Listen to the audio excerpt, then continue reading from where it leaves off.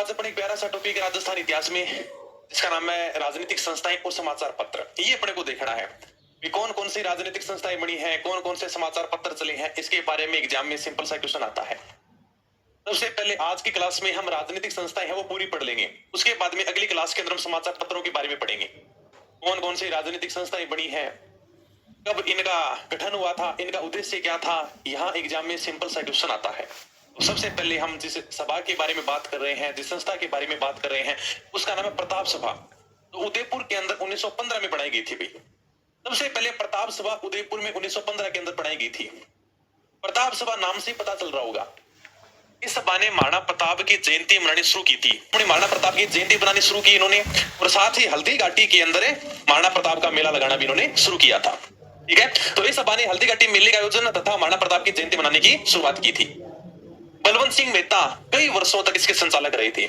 Okay, normal से अपने को बात ध्यान रखने का, प्रताप सभा की स्थापना कब हुई थी, कहां पर हुई थी, सिंपल सा क्वेश्चन आता है। बाकी से मैं ज्यादा इतना कुछ पूछते नहीं है। उसके बाद में जो अगली सभा है बहुत इंपॉर्टेंट है, जिसका नाम है राजपूताना मध्य भारत सभा, जिसकी स्थापना 1918 के अंदर की गई थी। ठीक है, ये तो ध्यान रख लोगे। प्रताप सभा उदयपुर के अंदर है, 1915 के अंदर इसका गठन किया गया था। बलवंत सिंह मेहता वर्षों तक संचालक रहे थे, नाम से पता चल जाएगा। इस सभा ने महाराणा प्रताप की जयंती मनाने की शुरुआत की थी, और साथ ही हल्दी घाटी में मेले का आयोजन भी इन्होंने शुरू कराया था। अगली तो सभा है वो बहुत इंपॉर्टेंट है, राजपूताना मध्य भारत सभा, जिसकी स्थापना 1918 में हुई थी। बहुत इंपॉर्टेंट है, कई बार एग्जाम में पूछा जाता है सवाल। 1918 में दिल्ली के चांदनी चौक में मारवाड़ी पुस्तकालय है, वहां पर इसकी स्थापना की गई थी। ये आपके सामने दिल्ली के चांदनी चौक में मारवाड़ी सार्वजनिक पुस्तकालय देखने को मिल जाएगा। जब आप दिल्ली में चांदनी चौक के मेट्रो स्टेशन पर उतरोगे तो दाईं तरफ एक गुरुद्वारा है। उस गुरुद्वारे का नाम है शीशगंज गुरुद्वारा। सिखों के 9वें गुरु हुए थे तेग बहादुर जी, और तेग बहादुर का औरंगजेब ने सिर काट लिया था। जहां पर सिर काटा गया वहीं पर गुरुद्वारा बनाया गया है, जिसका नाम रखा गया शीशगंज। उस शीशगंज गुरुद्वारे के बाईं तरफ एक गली है, जहां 100 मीटर चलते ही आपके सामने एक बिल्डिंग आती है, जिस पर आज भी लिखा हुआ है मारवाड़ी पुस्तकालय। और इस पुस्तकालय में बैठकर एक संगठन बनाया गया था, जिसका नाम है राजपूताना मध्य भारत सभा। इसकी स्थापना जमनालाल बजाज ने गणेश शंकर विद्यार्थी और विजय सिंह पथिक के साथ में मिलकर की थी। बहुत इंपॉर्टेंट है, ध्यान रखना। राजपूताना मध्य भारत सभा की स्थापना कब हुई थी, 1918 में हुई थी। किसके द्वारा की गई थी, जमनालाल बजाज के द्वारा की गई थी। इनके सहयोगी गणेश शंकर विद्यार्थी और विजय सिंह पथिक थे। जब इसकी स्थापना हुई ना, तो इसका पहला अधिवेशन इन्होंने 1918 के अंदर दिल्ली में रख लिया था। ठीक है, दिल्ली के चांदनी चौक में, जहां पर इन्होंने स्थापना की। और बोला यार कि आज अपन पहला अधिवेशन रख लेते हैं, पहले अपने मीटिंग रख लेते हैं। रख लोगे ध्यान में, नॉर्मल सी बात है।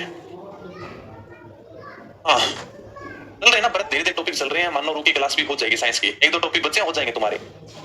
ठीक है, हाँ देखो भाई, तो राजपूताना मध्य भारत सभा की स्थापना कब की गई थी, 1918 में की गई थी। जमनालाल बजाज के प्रयासों से दिल्ली के चांदनी चौक, ये आप फोटो देख लो, दिल्ली के चांदनी चौक में मारवाड़ी सार्वजनिक पुस्तकालय है। तो मारवाड़ी पुस्तकालय में इसका पहला अधिवेशन हुआ था, यही इसकी स्थापना की गई थी। सिंपल सा क्वेश्चन आएगा, राजपूताना मध्य भारत सभा की स्थापना कब हुई थी, किसके द्वारा की गई थी, पहला अधिवेशन कहां पर हुआ था। तो हाईलाइट कर रखे उनको, तो पढ़ना पढ़ना बहुत इंपॉर्टेंट है। इसके संस्थापक कौन कौन है, इसके संस्थापक जमनालाल जी बजाज जो इसके अध्यक्ष रहे थे, गणेश शंकर विद्यार्थी को उपाध्यक्ष बनाया गया था, और साथ में इनके विजय सिंह पथिक भी थे।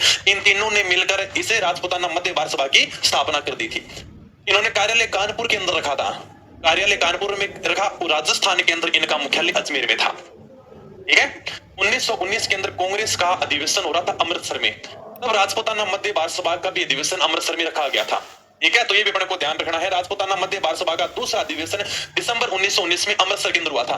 1919 में कांग्रेस का अधिवेशन हो रहा था अमृतसर में। अधिवेशन समझ गए, इस प्रकार से मीटिंग बुलाते थे, बातचीत करते थे कि हमें आगे की क्या रणनीति अपनानी चाहिए, किस प्रकार से हमें आगे आंदोलन करना चाहिए, तो सारी की सारी मीटिंग करते। तो दिसंबर 1919 में इनका अधिवेशन अमृतसर में हुआ था। आपको हर अधिवेशन ध्यान रखना है, एग्जाम में पूछा जाता है। राजपूताना मध्य भारत सभा का दूसरा अधिवेशन कहां पर हुआ था, अमृतसर में हुआ था। तीसरा अधिवेशन वापस अजमेर में लेकर आए, बोला अब की बार तो अजमेर में रखेंगे। और चौथा अधिवेशन इन्होंने नागपुर में रखा था।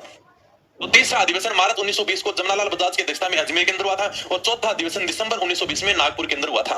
ये अधिवेशन अपने को ध्यान रखने हैं, सारे के सारे इंपोर्टेंट हैं। ओके, रख लो ध्यान में। 1920 के अधिवेशन में राजपूताना मध्य भारत सभा को कांग्रेस का सहयोगी संगठन मान लिया गया था। इसके बाद में इसके अधिवेशन नहीं हुए थे। राजपूताना मध्य भारत सभा की स्थापना 1918 के अंदर होती है। इनका चौथा अधिवेशन दिसंबर 1920 में नागपुर के अंदर हुआ था, और इस अधिवेशन में यह कहा गया कि राजपूताना मध्य भारत सभा तो कांग्रेस का सहयोगी संगठन है, ये तो कांग्रेस का सहयोग करते हैं और उसी प्रकार का संगठन है, तो अलग से इनको अधिवेशन करने की कोई जरूरत नहीं है। आज से राजपूताना मध्य भारत सभा कांग्रेस के साथ में सम्मिलित होगी। इसके बाद में इनके कभी अधिवेशन नहीं हुए थे। तो राजपूताना मध्य भारत सभा का उद्देश्य था कि जनता के अंदर राजनीतिक चेतना की जागृति करें, उनको अपने अधिकारों को लेकर जागरूक करें, ताकि जनता राजा से उत्तरदायी शासन की स्थापना की मांग रख सके। मुख्य उद्देश्य ये था कि जनता में राजनीतिक चेतना का विकास करो, जनता को जागरूक करो।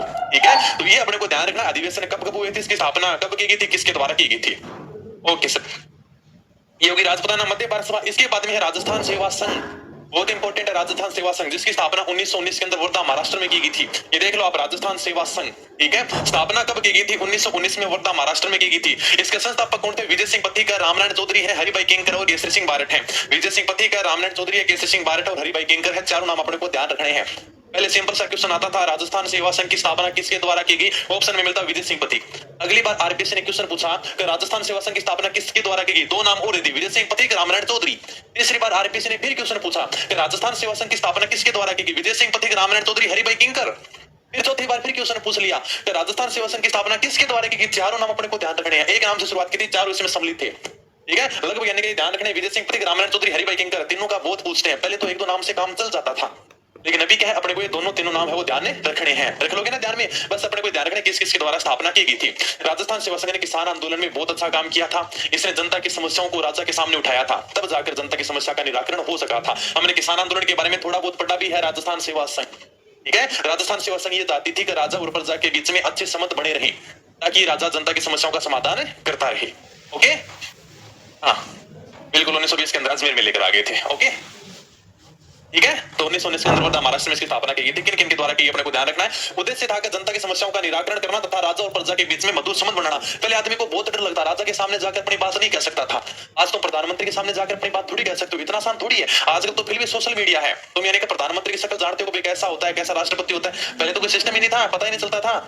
तो जनता अपनी समस्या कैसे उठाए, राजा से मिलना तो बहुत मतलब इम्पॉसिबल था, जा ही नहीं सकते थे। तो इसलिए इनकी स्थापना की जाती संगठन के द्वारा, ताकि जनताओं में राजनीतिक चेतना का विकास किया जाए, जनता को जागरूक किया जाए। आज आप पढ़े लिखे हो, आज आप शिक्षित हो ना, इसीलिए आप अपने अधिकारों की मांग रख सकते हो। अगर आप अनपढ़ होते ना, तो मैं भी आपको 2 मिनट में दबा देता। पढ़ाई लिखाई का ये तो है कि भाई हम जागरूक हैं, शिक्षित हैं, इसलिए तो कहते हैं एजुकेशन बहुत जरूरी है। बाकी अधिकारों के प्रति आप जागरूक तभी तो होगे। अब आप एक अनपढ़ आदमी के सामने जाओगे और उसको कहोगे तुम्हें ये अधिकार मिले, ये अधिकार मिले, उसको कोई मतलब नहीं है कि मुझे क्या अधिकार दे रखे हैं। जितना ज्यादा शिक्षित होगे अपने अधिकारों को लेकर, उतना ज्यादा जागरूक होगे। तो ये सभा, ये संगठन है, इनकी स्थापना इसलिए की जाती है ताकि हम लोगों को जागरूक कर सकें। उद्देश्य ये होता है कि जनता की समस्याओं का निराकरण करें, जनता की जो भी समस्या है ना, उनका हम सोल्यूशन करें, उन समस्याओं का निराकरण करें, और राजा और प्रजा के बीच में हम यानी कि मीठे मीठे संबंध बनाए, स्वीट स्वीट संबंध बनाए, मतलब मधुर संबंध बनाए गए। और बाद में 1920 के अंदर इसका अजमेर में स्थानांतरण किया गया था। ओके, ठीक है, ये थी राजस्थान सेवा संघ। इसी की तर्ज पर मारवाड़ सेवा संघ की स्थापना की गई थी जोधपुर में 1920 के अंदर। जैसे हमने पढ़ा राजस्थान सेवा संघ, उसी प्रकार से जयनारायण व्यास ने मारवाड़ के अंदर 1920 में मारवाड़ सेवा संघ की स्थापना की थी। किसने की थी, जयनारायण व्यास ने की थी। तो वो जयनारायण जी व्यास बोले कि ये राजस्थान की है, मैं मेरे मारवाड़ की स्थापना करूंगा, मारवाड़ सेवा संघ की। ओके सर, स्थापना किसके द्वारा की, जयनारायण व्यास और चांदबल सुराणा के द्वारा की। मुख्य रूप से अपने को जयनारायण जी व्यास से ध्यान रखने हैं। इसका अध्यक्ष बनाया गया दुर्गा शंकर को और मंत्री बनाया गया प्रयागराज भंडारी को। ओके, ठीक है, बस इतना ध्यान रखना है। सिंपल सा क्वेश्चन था, मारवाड़ सेवा संघ की स्थापना कब की गई थी। इसके बाद में एक और सभा की स्थापना की जाती है, एक और संस्था की स्थापना की जाती है जो बहुत इंपॉर्टेंट है, जिसका नाम है अखिल भारतीय देशी राज्य लोक परिषद। जिसकी स्थापना कब की गई थी, 1927 के अंदर की गई थी। इसका पहला दिवस हुआ था 16 व 17 दिसंबर 1927 को मुंबई के अंदर हुआ था।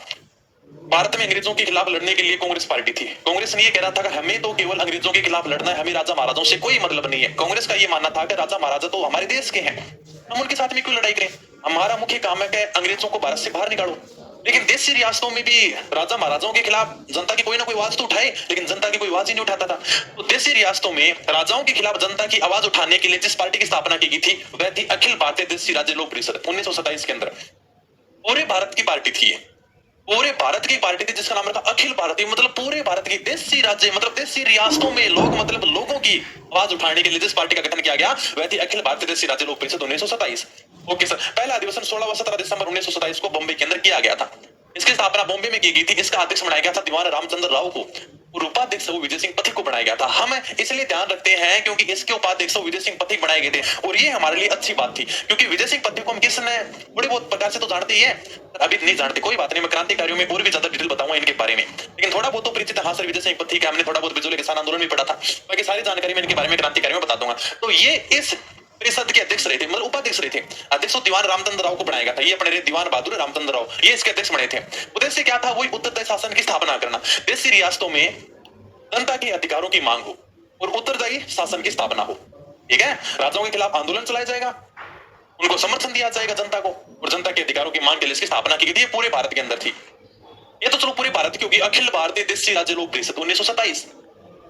इसी तरह के ऊपर 1928 में राजपुताना देशी राज्य परिषद की स्थापना की गई अजमेर में। देखो, राजाओं के खिलाफ आवाज उठाने के लिए पूरे भारत की पार्टी थी अखिल भारतीय देशी राज्य लोक परिषद। इसकी तर्ज पर ही 1 साल के बाद में मतलब 1928 में राजस्थान में राजपूताना देशी राज्य परिषद की स्थापना की गई थी। 1928 में इसकी स्थापना किसके द्वारा की गई? विजय सिंह पथिक और रामनारायण चौधरी के द्वारा इसकी स्थापना की गई थी। पहला अधिवेशन 1928 को अजमेर में हुआ। अजमेर में स्थापना हुई, अधिवेशन भी अजमेर के अंदर किया गया था और इसका सभापति है वो अमृतलाल सेठ को बनाया गया था। अपनों को केवल ये ध्यान रखना है, राजपूताना देशी राज्य परिषद की स्थापना कब की गई थी? 1928 में की गई थी, अजमेर में की गई थी, विजय सिंह पथिक और रामनारायण चौधरी के द्वारा की गई थी। अखिल भारतीय देशी राज्य लोक परिषद की स्थापना कब की गई थी? सर बंबई के अंदर की गई थी, 1927 में की गई थी। इसके अध्यक्ष दीवान बहादुर रामचंद्र राव थे और अपने उपाध्यक्ष विजय सिंह पथिक थे। विजय सिंह पथिक वहां पर उपाध्यक्ष थे, यहाँ पर अध्यक्ष हैं। रख लोगे ध्यान में? ओके सर, नॉर्मल सी छोटे छोटे संस्थाएं हैं और सर इनके बारे में तो ध्यान रख लेंगे। मित्र मंडल है बिजोलिया। बिजोलिया के साधु सीताराम दास ने बिजोलिया के किसानों में जागृति लाने के लिए इसकी स्थापना की थी। भाई, लोगों को जागरूक करने के, बिजोलिया के किसानों को जागरूक करने के लिए साधु सीताराम दास ने मित्र मंडल की स्थापना की थी। अपने को ये ध्यान रखना, मित्र मंडल की स्थापना कहां पर हुई थी? बिजोलिया में। किसने की थी? साधु सीताराम दास ने। साधु सीताराम दास ने बिजोलिया के किसानों में जागृति लाने के लिए, लोगों को जागरूक करने के लिए इसकी स्थापना की थी। ये जितने भी राजनीतिक संस्थाएं है ना, इनका एक ही उद्देश्य था कि लोगों को जागरूक करो।